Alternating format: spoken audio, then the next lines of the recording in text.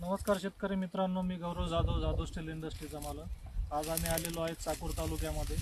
आज आम्ही आपल्या हळदीच्या मशीनचं जे डेमॉन्स्ट्रेशन आहे ते अद्रकीच्या रानामध्ये सुद्धा घेतलेलं आहे. तर आज आम्ही इथं अद्रकीच्या रानाचे एक 2-3 तास काढून बघितले. तर ते त्या शेतकऱ्यांना कसं वाटलं ते आपण त्यांना विचारू.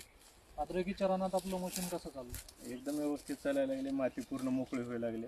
म्हणजे गड्ड्याला कुठलीच माती राहत नाही.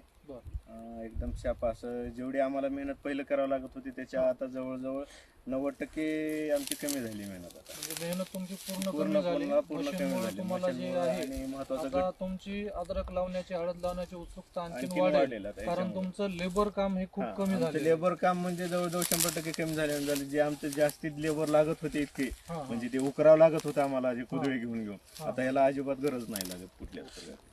एकदम व्यवस्थितमध्ये होऊ लागले आता. धन्यवाद.